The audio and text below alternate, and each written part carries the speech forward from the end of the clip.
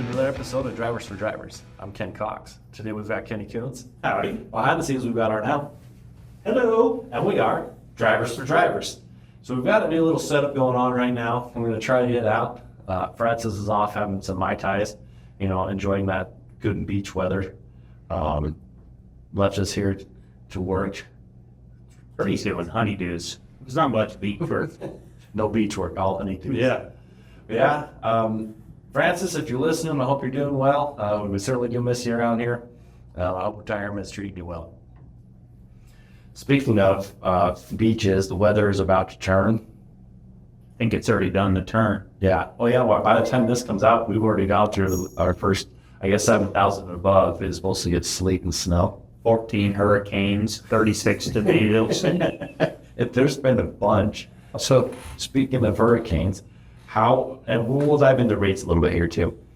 You've been dealing with these hurricanes the past few weeks, before, during, and after. What have you seen as far as rates coming out of the hurricane season? What typically when everybody's working and all these businesses are shipping, it kind of spreads the loads out. Well, now with all these buildings not able to operate or no power still, it's like 100 trucks per load. Naturally, what does that do? Just drives the rates down. Yeah. So it's been quite the ordeal out there. I mean, they had 2 hurricanes in 2 weeks, and pretty massive hurricanes. We're talking all the way up in North Carolina. I-40's not completely out. That'll be gone for a while. I don't think we'll be using I-40 as a corridor anytime soon. Towns devastated with floods and mud.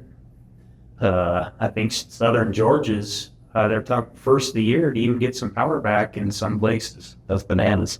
Yeah, and Florida is just devastated. We're talking rates. We're always looking for opportunities out there. And one deal is we sell ourselves that we have a certain amount of trucks coming to an area and we're trying to capitalize, let's just take Florida because everyone knows what Florida rates are. We'll tell them we got 20 trucks a week coming out here, so this is the equipment we have available. What do you have?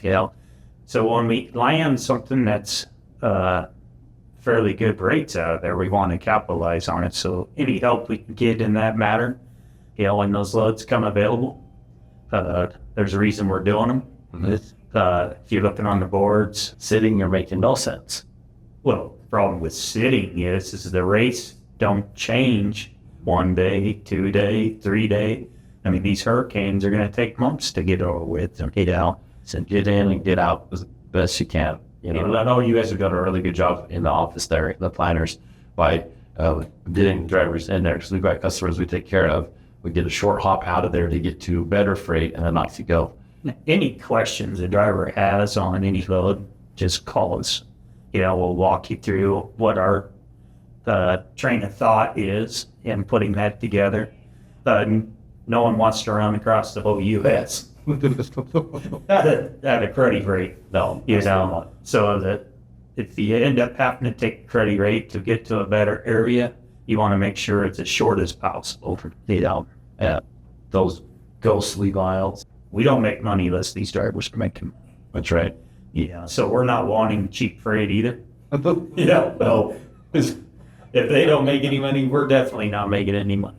Well, and a good way to save on money and stuff like that is by using Yieldner and our discounts. So, like for instance, tires, Fuel is huge. Brian's got amazing discounts on tires, right? You don't have to go use no-name brands and put yourself into muttering traffic. The motoring traffic, the danger. I'm not saying like non-name brands are not good or whatever, but it's been my experience that Michelin and Sun Energies for steer tires, bar none of the best. Top tier. Steer tires is one place you don't want to skimp. No. Yeah. You blow a steer tire and bad things happen. Blow a drive tire, you might get some black marks on a trailer or something, But a steer tire, why risk that in your family, dealing with a loss, Let's be safe out there for sure. For sure. I guess that's our safety topic. It's a good safety topic. We got to figure that out. Get that in there. Francis, what's our safety topic today? Well, Francis ain't here, but steer tire pressure is very important. During the summer, my rule of thumb was to run at 100 pounds because in the heat, the air expands. During the winter, you want to run them at 110. We've got some stuff that we're trying right now. I'm not going to put the name out there, but we've got some valve stem caps that we're going to put on the steers, and they're going to pop up when they show lower pressures. We're going to try that out for a little while. Fairly inexpensive. If that works, maybe something that we implement throughout the fleet. Any little thing like that helps us, because we need to make sure that we're doing our pre-trips. We're make sure we're being safe down on the road. So we're going to try that for a little while. What if a driver wants to get instead of them? Call into the shop. Give me a call. Send me an email. Yeah. Let's get these guys hooked up. For sure. Absolutely. Arnell, do you have anything? Are you guys checking them daily to see if they're in pressure itself before they roll out? Is that part of like the pre-trip or something? Yeah. So part of your pre-trip, amongst 100 other things, is looking at your tire pressures. A lot of times we'll go through and we'll use our tire thumper. That is not good for a steer tire. It's not good you can't do that. You don't rely on that for your steer tire. Right? Our halo systems that we have on our trucks are absolutely awesome. You're going down the road, they use centrifugal force, a little piston, they pop. That's going to keep those tires at 100, or butt drive tires. They're going to keep that at 100 PSI. But they just like anything else, they fail. So you got to make sure, and I always say at least once a week, that you check those tire pressures. You grab your air chuck and we check them to make sure that halo unit, is doing what it's supposed to, and that our tires are still maintaining that 100 PSI. So when we go to steer tires, like Kenny was saying earlier, during the winter months, we're at 110 PSI. And you want to make sure that you're checking those every day. And then if you've got a low tire, let's come to the shop. We can get you hooked up to where we've got a glad hand system that we can show you how to make or purchase online. Or They're really cheap too. Yeah, that you can just hook up to your glad hand. Your truck's naturally producing, not naturally, but there's got an air pump on there. And so, compressor, thank you. Let's go, air compressor. When you're checking those, you want to check them cold. Yeah. First thing in the morning is the best time to check your tires, because once they get rolling, like I said, the heat expands and it'll bring your tire pressures up. You want them at 100 pounds cold. In the summer, 110 in the winter. Perfect.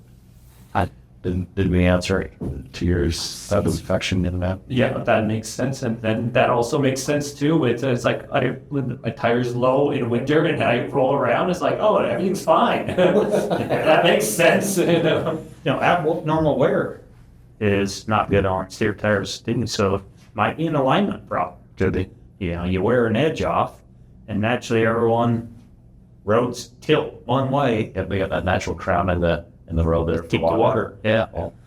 So if you are noticing some abnormal wear, there are things you can do. Alignments, rotating your steers, to get them back where they're not wearing off one side. Balance, for sure. Yep.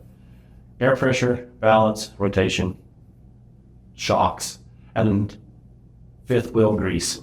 Fifth wheel grease is overlooked more than not.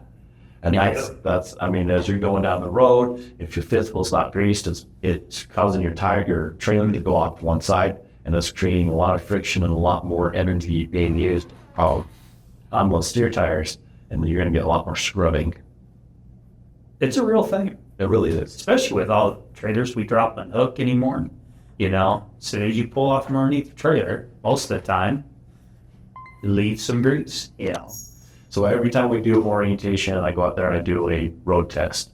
I always we do our walk around, we do our pre-trips, and I always explain to them about the fifth wheel grease. And so if you've had a trailer on for a week, uncouple, throw some fifth wheel grease on there. I guarantee that you are lacking grease.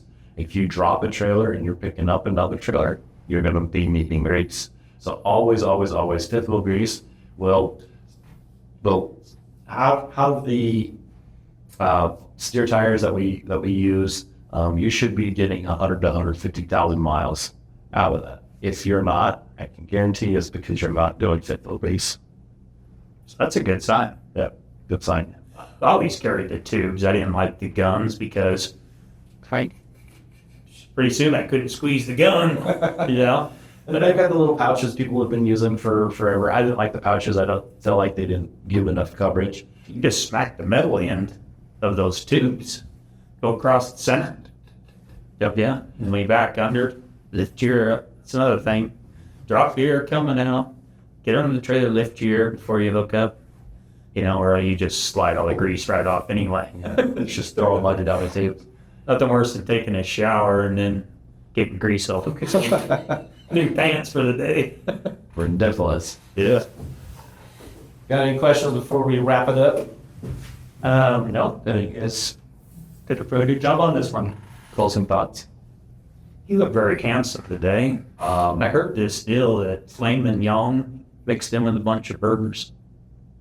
It's trying to build you up today. Yeah, let's all be safe out there. You don't want to take a risk on your family or yourself being hurt. You know, them steer tires are very important. And let's stay safe. Appreciate everything you guys do out there. Thanks for making the better move. We'll see you next time. See ya.